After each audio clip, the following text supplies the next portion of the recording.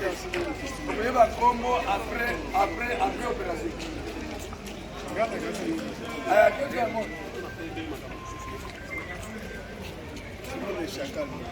Vous avez vu ça, vous venez prendre une opération pleine.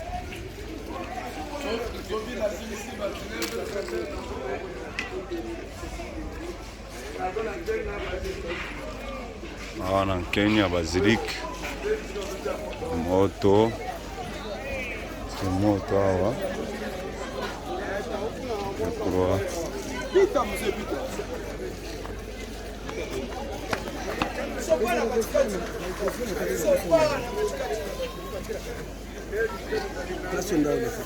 Pardon.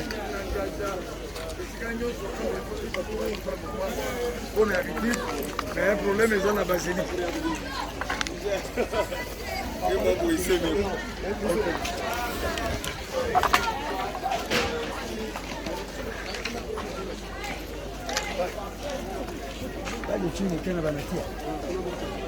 Bache moto muke. Nda aveni kasayo balobali.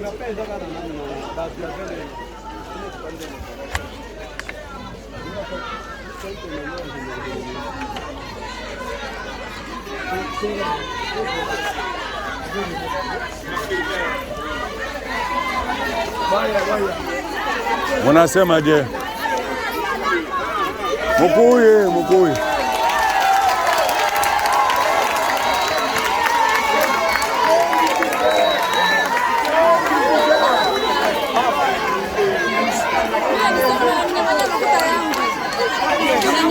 Kwa banani? Wanakunyang'anya kocha magusi. Kwasi gani? Kwa hawa tozana venu Mwero en plein centre-ville. Weza mitu ka commissaire provincial, ville est paralysée. Azaki na parade. Troupe nyonso ezaki na parade, zina fait que sali mubulu na ville pied biloko batu na Kenya moyen wapi. Beti batu mabe a tozo baluka azokende kopesa kimia na population, donc ville est paralysée, ba magasin zo fokonga maté. Ville yango centre ville à Lubumbashi pris en otage par l'INAFEC parce que nomination ya ba maire de la ville na ba bourgmestre ba lobi que to sepeli nango te, mais eza manipulation ya ba we ba uti kolonga na ba homme politique moko boye. Ayebi bozomona ville est paralysée. Nabi totalement de sala musala na ville. Donc la police de côté ils ont pesa kimia.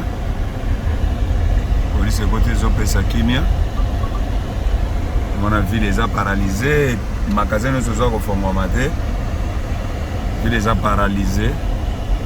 Paralysée à l'insécurité. Avec besoin mon la population est télémi. Donc musala les a télélo. Donc pourquoi il n'a fait qu'à boy? C'est donc comme le la armée moko na kati armée ya Congo les indépendants. Ba milice il faut basila. Oh boy, population est mal à l'aise. Na beaucoup monde na ba déclaration population. Ndenge bazolo ba trop c'est trop, est-ce que l'état za la gâté? Trop c'est trop. Na bozo mona.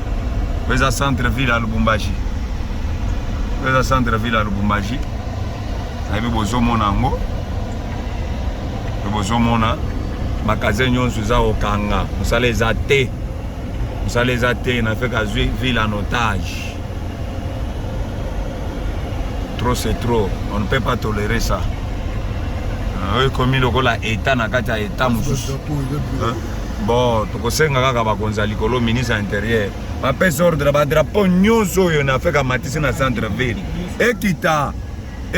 Drapeau ko bando mona na eza drapeau à pays. Trop c'est trop, on ne peut pas tolérer ça. Trop c'est trop. Mais ça manipulation à politiciens.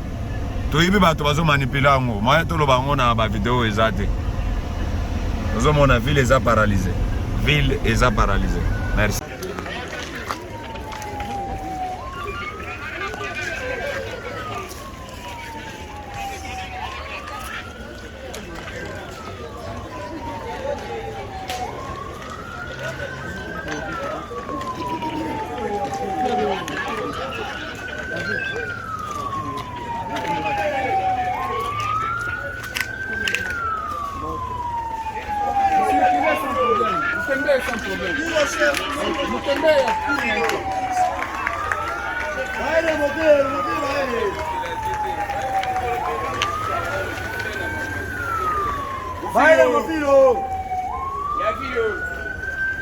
Population ezangi kosala mosala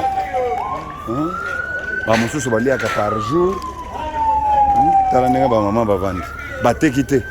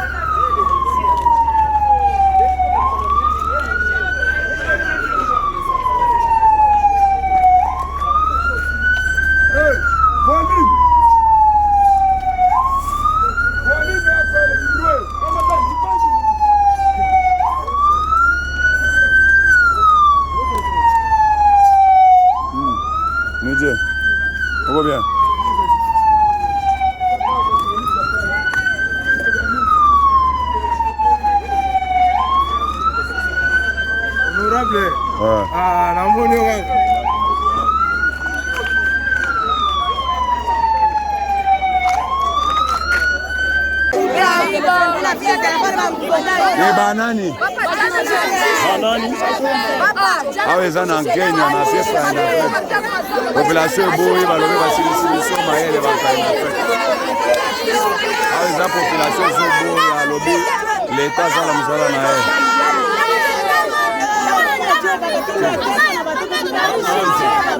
Munatesa jana. Aba batoto beye ba mukini. Ni ba nani? Mimi na baona tu batoto ba mukini ba. Ba mukini ndini hapo ni ba nani? Ni ba. Ndio mwe kutaya Mungu nakatala ni ba nani? Sawa. Mama ni ba nani? Ba nani?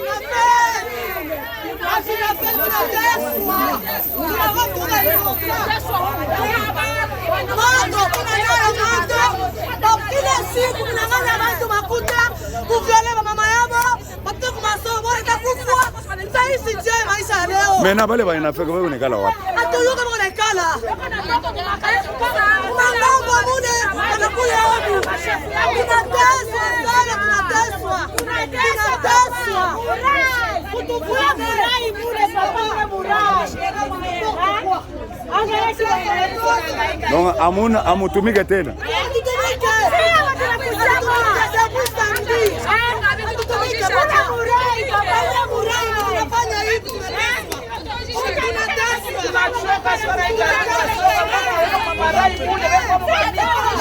Ni banani?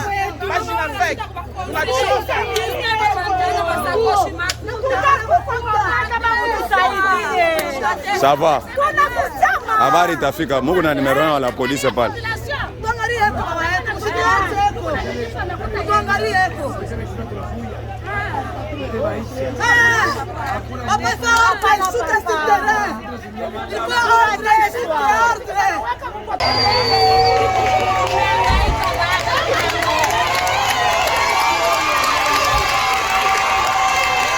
Population beteli commissaire provincial Maboko ndenga yako pesa kimya na Kenya. Okay. Banani bananuteswa? Ni banani? Bale bale unanuteswa ni banani? Munaona vile mnakatala kusema. Mwe ndio batretre ba kwanza. Baji nafeka? Okay. Faut kusema.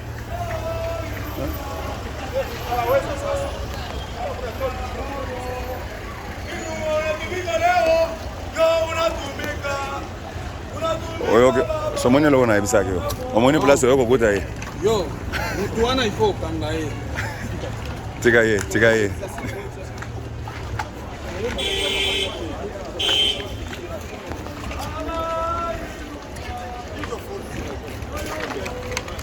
Kenya.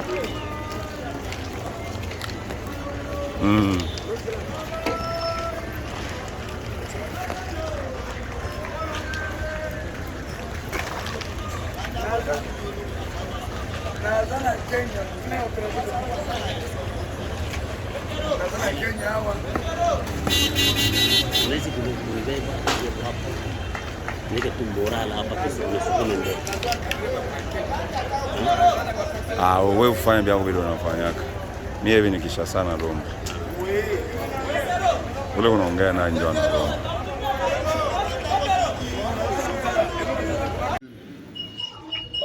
Chef de l'État Fati Beton AK-47 Augustin Kabuya lelo toye lisusu nalekaka te ta soki naleki lelo danger ezali tomoni hypocrisie oyo ezosalema wana o Katanga trop c'est trop. Gouverneur ya province Jacques Yabula Kato na monsieur le ministre provincial Eric Muta bango nde bazali à la base ya sabotage oyo ezosalema wana Katanga. Comment expliquer inspecteur provincial à la police azoluka sala mosala na ye ndenge esengeli mais ministre provincial azotelemela ye azotinda bajeune na ye batakaka ye bafingaka ye de côté mosusu bolobi boza na union sacrée bozwa kuye chef de l'état boza na union sacrée mais sabotage chaque jour oyo eleki trop c'est trop soki biso idps tovandi kimia toza eza signe ya faiblesse te. Na 2011 bozalaka na Kabila totelemela bino kozala eloko te. D'ailleurs na mando bozomilobake boza union sacrée bovotaki foyo bino nyonso union sacrée o Katanga ba hypocrite bosalelaki foyo campagne toyebi objectif na bino boye na union sacrée mpona kosabote bato ya chef de l'état tosengi démission ya ministre provincial ya intérieur immédiate awa na o Katanga ministre ya batribalisme ministre azo encourager ba viol baviolaki ba mama ya bato awa jour ya marche ya soutien ya FRDC ti lelo tomona implication te mais awa mutu na bato ya Nzambe akufi babomi ye biso nyonso toza nsusi wana mais bolingi botribalize mutu ya bato mais lelo ndenge bosimplike na makambo ya liwa moto tolingi lisusu implication ya Jacques Yabula ya bato bakufa bakombato baboma le 9 juillet batiki mpe bafwami ezali tozobenga bango po tosala marche ya koreklame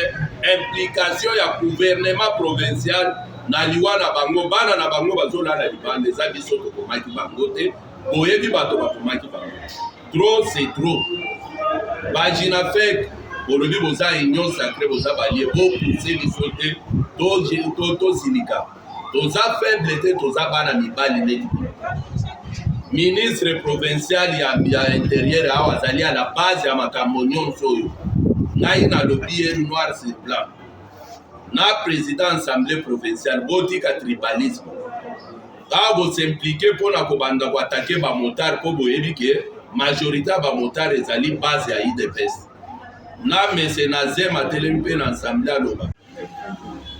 Nous demandons au chef de l'État, Félix Antoine Tshisekedi Tshilombo, et le ministre de l'Intérieur, Maître Daniel Assil. Ce qui se passe à Lubumbashi, c'est déplorable.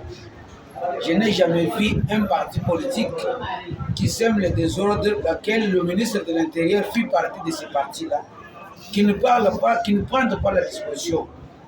Ils sont en train d'empêcher l'inspecteur de la police de faire son travail. C'est lui qui a décidé de faire son travail. Il intercale jour et nuit. Ici, il y a la violence. On viole des mamans, on vole des téléphones, il fait du n'importe quoi. Tout ça, si le DPS ne s'implique pas, ce n'est pas un signe de faiblesse. L'UDPS, c'est un parti au pouvoir, c'est un parti qui sait comment se respecter. Nous demandons la démission immédiate de le ministre de l'Intérieur. Et le gouverneur de province, c'est lui le numéro 1 qui est censé de protéger le pouvoir de Tshisekedi dans la province du Haut-Katanga. Mais nous constatons qu'il y a un silence total aujourd'hui. Il voulait tribaliser les choses d'un prophète qui vient d'être tué au niveau des Kapolais, mais je dis que c'est le motard. N'oubliez pas que les motards ici, le moto, c'est leur travail. Mais ce sont des peuples congolais, le peuple sacré à qui Dieu a créé. Il est en train d'être enlevé, tué. Ces gens ici, ce sont des responsables qui ont des femmes et des enfants. Aujourd'hui, Félix, c'est ce qui se passe à Lubumbashi. Il faut jeter beaucoup des ailes ici. Il est en train de vous saboter sans le savoir. Quand vous êtes ici, il y a l'union sacrée. Vous voyez des véhicules passer à Camagnol. Quand vous rentrez, ce qui se passe, c'est autre chose. Il est pour saboter les nominations que tu viens de nommer tout de suite là. Parce que le combat ici, c'est parce que vous avez nommé le maire de la ville administrative des territoires et le bourgmestre est en train de se voter d'une manière intellectuelle. Nous demandons notre frère, les autorités du Katanga, le président de l'Assemblée du Katanga, Michel Katebenkoui, Jacques Kabula et Mouta, impliquez-vous pour mettre la paix. Si la paix n'existe pas, l'UDPS aussi, c'est un parti de masse, comme les autres partis que vous utilisez là. Si l'UDPS voulait se soulever, tout ce que vous cherchez là, vous voulez dire que Tshisekedi il est en train de soutenir ses frères. Il faut qu'on se dise la vérité en face. Nous demandons la paix qu'il règne de Haut-Katanga. Si ça continue, l'UDPS aussi s'impliquera. Et j'ai dit. Eshima, votre magazine qui bat au rythme de l'actualité. Eshima Magazine, mensuel congolais d'info générale avec un panorama sur l'actu, des exclusivités, des analyses, des enquêtes, une vision stratégique des enjeux politiques et économiques en RDC passés au crible par une équipe rédactionnelle professionnelle. Notre rigueur ainsi que nos compétences font de nous le magazine de référence. Entreprises, institutions, personnalités, pour booster vos ventes ou votre notoriété, profitez de notre expertise en communication et marketing en nous confiant votre image afin de la transformer en une identité forte grâce à un accompagnement sur mesure et un suivi personnalisé. Contact 085 113 44 44 085 113 44 44 085 113 44 44. Eshima Magazine, Yabanambuka. Eshima Magazine, un nouveau standard d'information.